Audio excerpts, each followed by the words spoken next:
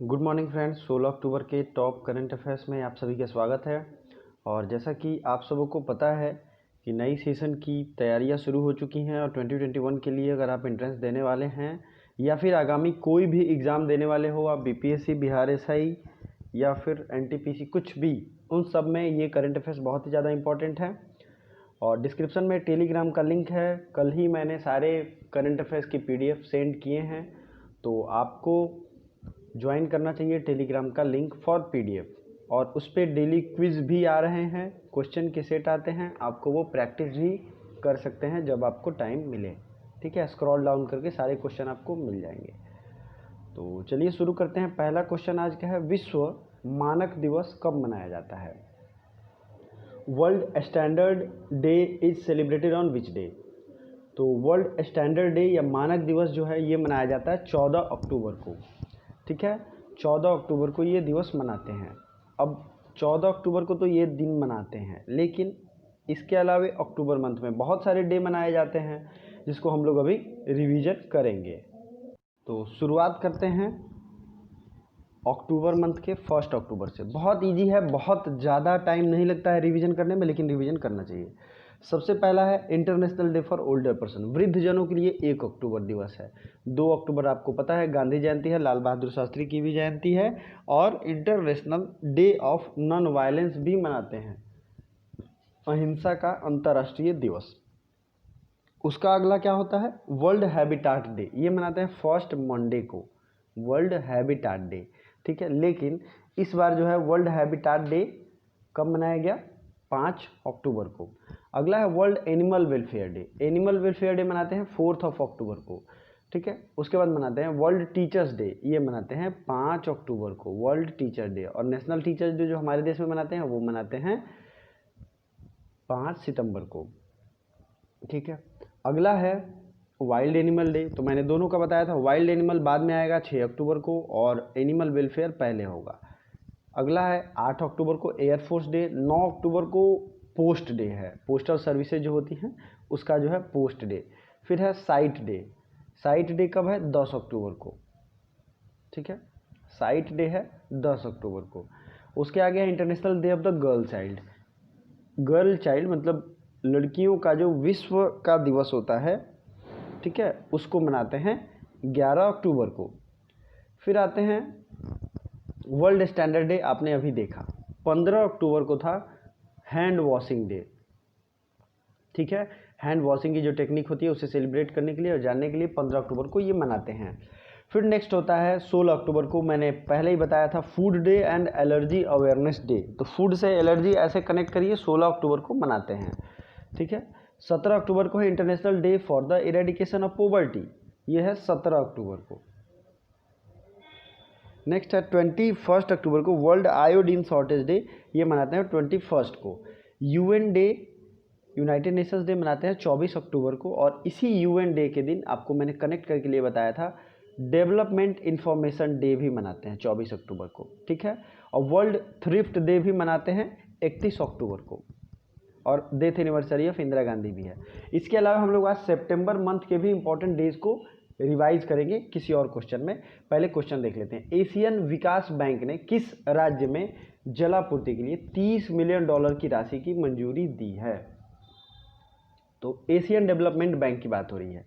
ये राजस्थान में $300 मिलियन का इन्होंने एग्रीमेंट साइन किया है, जो कि वाटर रिक्वायरमेंट को पूरा करेगा।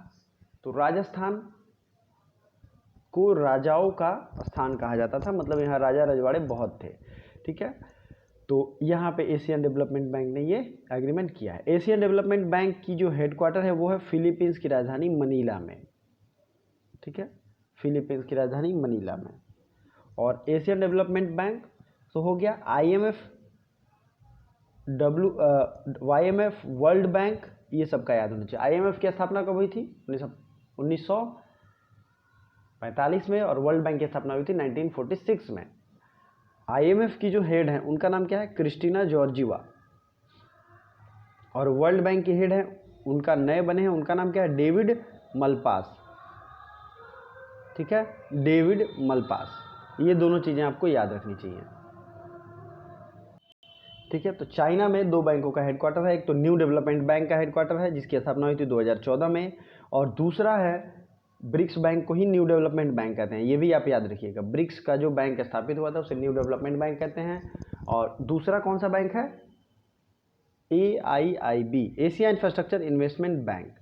तो स्लो बोल रहा हूँ इसलिए आप नोट कर सकते हैं, इसका भी हेडक्वार्टर बीजिंग में है। तो इतनी चीज़ों का हेडक्वार्टर याद होनी चाहिए। अगला क्वेश्चन है, ताजिकिस्तान के नए राष्ट्रपति का नाम क्या है? Emomali Rahmon. अब देखिए ताजिकिस्तान की बात हो रही है, ताजिकिस्तान सेंट्रल एशिया का एक देश है। तो ताजिकिस्तान के नए जो राष्ट्रपति प्रेसिडेंट बने हैं उनका नाम है इमोमाली रहमान। आइए मैप देखेंगे हम लोग और सेंट्रल एशिया को आज पूरा रिवाइज हम लोग करेंगे। तो ये हो गया Kyrgyzstan, Tajikistan, Kazakhstan, Uzbekistan, Turkmenistan. ठीक है, ये पांचों सेंट्रल एशिया के देश हैं। इसे मिडिल ईस्ट का ये पूरा इलाका है, लेकिन इन पांचों देश को सेंट्रल एशिया कहते हैं। अब देखिए इन देशों की कुछ खासियत होती है। यहाँ पे सबसे ज़्यादा यूरेनियम के रिजर्व हैं, एक तरीके से बहुत ही प्रोटेक्टेड इलाके में। फिर वन ऑफ द मोस्ट, ये खनिज के मामले में भी प्रोटेक्टेड इलाका है। और ये सब रसिया का पहले पार्ट था। ठीक है, रसिया का, रूस का, ये सब पहले पार्ट थे, लेकिन बाद में टूट के अलग हुए हैं। तो सबसे पहले हम लोग देखेंगे किसकी राजधानी क्या है। तो इसमें जो रिसेंट में न्यूज़ में है वो है कजाकिस्तान, क्योंकि कजाकिस्तान की राजधानी थी पहले अस्ताना, अब हो गई है नूर सुल्तान। क्या हो गई है? नूर सुल्तान। फिर अभी हम लोग जो देश देख रहे थे वो था ताजिकिस्तान। ताजिकिस्तान की राजधानी का नाम क्या है? तो ताजिकिस्तान का नाम है दुशानबे। क्या नाम है? दुशानबे। फिर आता है किर्गिस्तान। किर्गिस्तान की राजधानी कहाँ है? किर्गिस्तान, तो ये है बिश्केक। ठीक है, किर्गिस्तान की राजधानी है बिश्केक और किर्गिज सोम यहाँ की करेंसी है। ठीक है, और फिर आते हैं उज्बेकिस्तान। तो उज्बेकिस्तान की राजधानी है ताशकंद और उज्बेकिस्तान की करेंसी क्या है? तो ये है सोम। उज्बेकिस्तान की राजधानी भी सोम है। फिर आते हैं तुर्कमेनिस्तान। तुर्कमेनिस्तान की राजधानी कहाँ है? अशगाबाद। अशगाबाद एग्रीमेंट हुआ था, आपको याद ही है। और तुर्कमेनिस्तान की करेंसी है मानत। जितने भी देश आपने सुने हैं इन सब का एक अलग से वीडियो पहले ही आ चुका है, ज्योग्राफी में मैंने पढ़ाया है और इन पे बात भी की है। राज्य राजधानी PDF भी मैंने पहले भेज दिया था। तो अगर आप लोग टेलीग्राम के फाइल्स में जाके सारा का सारा PDF देख सकते हैं, वहाँ से सेलेक्टेड लूसेंट की भी मैंने हिंदी और इंग्लिश में PDF भेज दी है।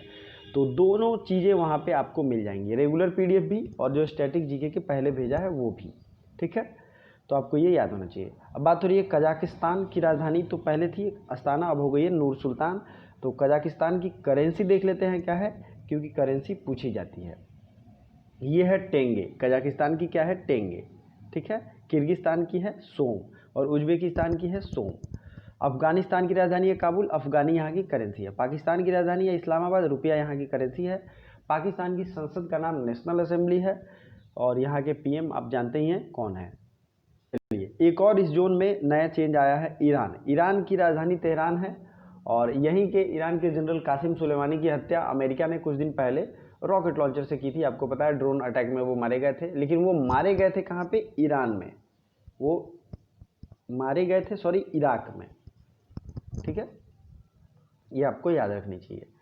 तो ईरान ने अपना करेंसी चेंज किया है और उस करेंसी का नाम रखा है तोमान। तो जो भी करंट अफेयर्स की रिवीजन लायक चीज़ें हैं वो मैं आपको बता दे रहा हूँ। अमेरिका ने रिसेंट में सीरिया देश से आने वाले सभी फ्लाइटों को बैन कर दिया है। ठीक है, तो ये आपको याद होना चाहिए। सीरिया की राजधानी है दमस्कस और सीरियन पाउंड यहाँ की करेंसी है। ताजिकिस्तान के नए राष्ट्रपति हैं इमोमाली रहमान। अगला है, भारत की पहली हाइड्रोजन ईंधन सेल प्रोटोटाइप कार का सफलतापूर्वक परीक्षण किसने किया है? Who has successfully tested India's first hydrogen fuel cell prototype car? तो जाहिर सी बात है ये हाइड्रोजन फ्यूल सेल प्रोटोटाइप वो होता है, एक तरीके से मॉडल होता है, और वो अगर सक्सेसफुल हो जाता है तो फिर हम आगे उस पर काम करते हैं। तो ये कॉन्सेप्ट है, समझना चाहिए। तो ये CSIR ने, central scientific and industrial research होता है इसका फुल फॉर्म। ठीक है, ये ऑर्गेनाइजेशन है जो कि ये सब रिसर्च के फील्ड में काम करती है। अगला है बाला साहेब विखे पाटिल की आत्मकथा का विमोचन किसने किया? तो बाला साहेब विखे पाटिल की आत्मविमोचन किया है इन्होंने नरेंद्र मोदी ने। इंडोनेशिया में भारत के नए राजदूत किसे नियुक्त किए गए हैं? तो इंडोनेशिया में भारत के नए राजदूत नियुक्त किए गए हैं मनोज कुमार भारती। जितने भी राजदूत अभी रिसेंट में अपॉइंट हुए हैं सब पे मैं पहले ही एक अलग वीडियो लाकर रख चुका हूं, तो अगर आपने वो वीडियो नहीं देखी है तो ज़रूर देखिए, क्योंकि वहाँ पे सारे राजदूत एक जगह आपको मिल जाएंगे और PDF मैंने पहले ही शेयर कर दिया है। ठीक है, तो ये है मनोज कुमार भारती जो इंडोनेशिया में भारत के राजदूत बने हैं। इंडोनेशिया की राजधानी है, क्या है राजधानी? तो पहले थी जकार्ता और अब इसकी राजधानी हो गई है ईस्ट कालीमंतन। उसका नाम है ईस्ट कालीमंतन। तो मनोज कुमार भारती वहाँ के एम्बेसडर अपॉइंट किए गए हैं। अगला है FATF ने किस देश को अपनी इनहैंस्ड फॉलो अप लिस्ट में रखा है? Which country is enhanced follow up list of FATF financial action task force? तो ये है Pakistan. Financial action task force का हेडक्वार्टर कहाँ है? तो ये है पेरिस में। और ये जो है जितनी भी वित्तीय लेन देन होती है टेररिज्म को या इंसर्जेंट ग्रुप को या फिर और भी जो खतरनाक ऑर्गेनाइजेशन हैं उनके लिए ये ग्रुप काम करती है। ठीक है, तो FATF का ये याद रखिएगा। FATF का जो है ये फंडा है, ये ऐसे काम करती है। तो इन्होंने अभी पाकिस्तान को ग्रे लिस्ट में भी डाला था, अभी इनहैंस्ड फॉलो अप लिस्ट में भी डाला है। तो ये जो भी होगा अभी पाकिस्तान पे ही कार्रवाई हो रही है। कौमुदी मुंशी का निधन हो गया। कौमुदी मुंशी जो थे ये कौन थे? तो ये सिंगर थे। आप याद रखिए, क्योंकि ये अनपॉपुलर लोग बहुत ज़्यादा एग्जाम में पूछ लिए जाते हैं और पता भी नहीं होता है। तो ये सिंगर थे। देखिए, अरुणाचल प्रदेश में नेचुपी सुरंग की आधारशिला किसने रखी है? तो नेचुपी सुरंग जो है ये अरुणाचल प्रदेश में, पहले चीज़ तो आपको ये याद रखनी चाहिए। अब राजनाथ सिंह ने इसकी आधारशिला रखी है। देखिए, अटल सुरंग का रिसेंटली इनॉग्रेशन हुआ था जिसकी लंबाई है 9.2 किलोमीटर। ठीक है, अटल सुरंग जो है अटल बिहारी वाजपेयी ने इसको आधारशिला रखी थी और ये इतने वर्षों के बाद बनके तैयार हुआ है, जो कि लेह को, लेह लद्दाख का रीजन है वो मनाली से जोड़ेगा। मनाली किसमें? हिमाचल प्रदेश में ये सुरंग जोड़ेगा और ये लगभग 4 से 5 घंटे का समय बचाएगा। अगला याद रखना है कि इसको जो है कंप्लीट करने में कितना टाइम और कितने रुपए, तो ये तो नहीं पूछा जाता है, लेकिन कितना टाइम, जैसे अटल बिहारी वाजपेयी ने इसकी इनॉग्रेशन किया था तो लगभग इतने साल यहाँ पे लगे। इस पर एक पूरी डिटेल वीडियो मैंने पहले ही बना दी है, तो उसे ज़रूर देखिएगा आई बटन पे दबा के। और अगर आपने पहली बार चैनल को विजिट किया है और ये करंट अफेयर्स आपको अच्छा लग रहा है तो चैनल को सब्सक्राइब करें, वीडियो को लाइक जरूर करें, ज़्यादा से ज़्यादा लोगों तक शेयर करें। ठीक है, अगला देख लेते हैं, किस देश ने दुष्कर्म के मामले में मृत्युदंड का प्रावधान किया है? तो ये किया है बांग्लादेश ने। अभी रिसेंट में अमेरिका ने अबॉर्शन कराने वाले को 10 साल की सज़ा देने का प्रावधान किया था। ठीक है, साथ ही साथ जो भी वर्ल्ड हेरिटेज साइट है अमेरिका में उसे अगर कोई नुकसान पहुंचाता है तो उसके लिए भी 10 साल की सज़ा का प्रावधान किया गया था। तो ये दोनों जो भी सज़ा है, और यहाँ पे देख रहे हैं आप रेप के मामले में जो भी है वो बांग्लादेश को सज़ा दिया जाएगा। ये चीज़ें आपको ध्यान रखनी चाहिए। नेक्स्ट है, किस बैंक ने गूगल पर के साथ एस क्रेडिट कार्ड लॉन्च किया है? गूगल पे के साथ किसने लॉन्च किया है? एक्सिस बैंक ने एस क्रेडिट कार्ड को लॉन्च किया है। अब कल हमने नदियों के बारे में रिवीजन किया था, कौन सी नदियां कहां से निकलती हैं। आज हम लोग उसके आगे का पहले रिवीजन करते हैं, फिर करंट अफेयर्स रिवाइज करेंगे। तो शुरुआत करेंगे आज किस नदी से? ब्रह्मपुत्रा रिवर से। ब्रह्मपुत्रा नदी को आज हम लोग पूरा पढ़ेंगे। हालांकि विथ मैप मैं नदियों को अच्छे से पढ़ा चुका हूं, बोर्ड पे भी मैंने पढ़ाया है, ज्योग्राफी की प्लेलिस्ट में आपको वो मिल जाएगा। देखिए, नदी से रिलेटेड, भारत की नदियों से रिलेटेड सवाल पूछे जाते हैं, इसलिए आपको एक बेहतर पकड़ उस पर होनी चाहिए और बहुत ही ज़्यादा आसान भी होता है, ये भी एक बात है। तो दोनों चीज़ों के लिए आपको उस पर पकड़ होगी तो आपको दिक्कतें कम आएंगी। ब्रह्मपुत्रा नदी कहाँ से निकलती है, सबसे पहला सवाल पूछा जाता है। आप मैप देखेंगे तो ये मैप मैंने क्लियरली आपके सामने यहाँ रखा है। ठीक है, मैप देखिए, मैप में यार्लुंग जांगबो आपको दिख रहा होगा। तो ये है ब्रह्मपुत्रा का अलग नाम, ये निकलती है चेमयुंगदुंग ग्लेशियर से, चेमयुंगदुंग ग्लेशियर से निकलती है। कैलाश रेंज, मानसरोवर आपने सुना होगा, मानसरोवर लेक और कैलाश रेंज से ये निकलती है। ठीक है, अब इसकी कुछ ट्रिब्यूटरी हैं, जैसे रंगो सांगपो, ये इसकी ट्रिब्यूटरी हैं। ठीक है, इनका एक अलग नाम भी है सियांग, जो पहले इनको दिया जाता है। दिबांग नदी इससे मिलती है। और ये देखिए अब ब्रह्मपुत्र आपको दिख रहा है, पूरा मैप में इसमें क्लियरली दिखाया गया है। मानस रिवर भी मिलती है, रैदाक रिवर भी मिलती है, कानमेंग भी मिलती है, ये सब इसकी ट्रिब्यूटरी है। ठीक है, ब्रह्मपुत्र जो है सबसे ज़्यादा ट्रैवल करती है असम में, लेकिन ब्रह्मपुत्र यहाँ तवांग जो है आप देख रहे हैं यू टर्न लेते हुए ब्रह्मपुत्र एंटर करती है अरुणाचल प्रदेश में, और इसे तब मिलती है लोहित। तो लोहित भी इसकी ट्रिब्यूटरी हुई, सहायक नदी लोहित भी हुई। तो इतनी चीज़ें आपको याद रखनी चाहिए। जब ये ब्रह्मपुत्र असम में प्रवेश करती हैं तो असम में प्रवेश करने के बाद क्या होता है, फिर ये धुबरी के पास बांग्लादेश में भी प्रवेश करती हैं। और देखिए बांग्लादेश में ब्रह्मपुत्र को जमुना कहते हैं, लेकिन जब गंगा इससे मिल जाती हैं तो इनको कहते हैं पद्मा। ये सब चीज़ें एनसीईआरटी की चीज़ें हैं, आपको याद रखनी चाहिए। बांग्लादेश में गंगा को क्या कहते हैं, इनको कहते हैं भागीरथी। ठीक है, और भारत में तो गंगा कहते ही हैं, आपको ये ध्यान रखना चाहिए किसको क्या कहाँ कहते हैं। मेघना, पद्मा और ये सब चीज़ें अलग अलग तरीके से डिस्ट्रीब्यूट, और यही दोनों गंगा और ब्रह्मपुत्र मिलती हैं तो यहाँ सुंदरबन डेल्टा का निर्माण होता है। ठीक है, आपने यहाँ खुद देख रहे होंगे, इसे कहते हैं ब्रह्मपुत्र को यहाँ जमुना, और ये आती हैं गंगा, ये होती हैं पद्मा, और जब ये दोनों यहाँ पे मिलती हैं तो यहाँ पे इनको कहते हैं मेघना।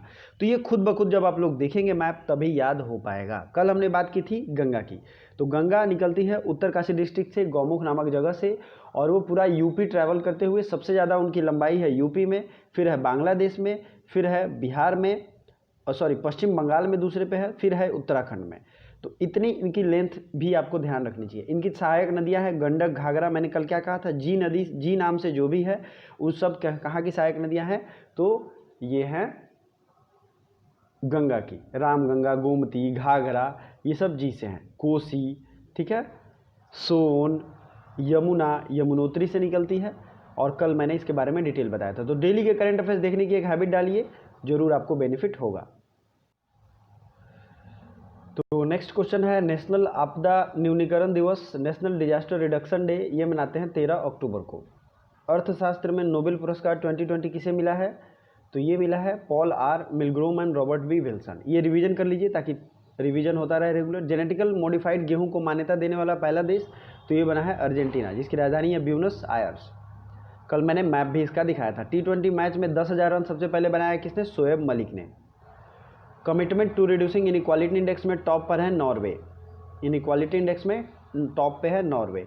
डिजिटल एजुकेशन वाला पहला देश का राज्य बन गया है डिजिटल एजुकेशन केरल, और ये हेल्थ और एजुकेशन इंडेक्स में भी टॉप पे है। शास्त्र रामानुजम पुरस्कार से किसे नवाजा गया है, तो ये जो हैं साई एरवा को नवाजा गया है, शास्त्र रामानुजम पुरस्कार। किस राज्य ने ओवरसाइट समितियों का गठन किया है, ओवरसाइट कमेटी बनाई गई है उड़ीसा में। सांड्रा निस लाइफ टाइम अचीवमेंट अवार्ड किसे दिया गया, हरीश कोटेचा को। ठीक है, चलिए, किस राज्य ने मोबाइल वाटर टेस्टिंग लैब की शुरुआत की है, तो ये शुरुआत की है हरियाणा राज्य ने। ठीक है, किर्गिस्तान के प्रधानमंत्री कौन बने हैं, सादिर जफराव, किर्गिस्तान के नए प्रधानमंत्री बने हैं। अगला क्वेश्चन है, किस राज्य में जगन्ना विद्या कनुका योजना लॉन्च किया गया है। इसका जो भी आंसर है विथ फुल डिटेल, जो भी राज्य है उसका फुल डिटेल, और वहाँ के सीएम, वहाँ के नेशनल पार्क, वहाँ के गवर्नर, इन सब को एक सीरीज़ में जितने अच्छे तरीके से मैं बताता हूँ आपको कमेंट बॉक्स में कमेंट करना है। कमेंट करने पे मुझे अच्छा लगता है कि आप लोग रिस्पांस दे रहे हैं, और कोई भी सजेशन हो जरूर बताइए। Thank you so much for watching.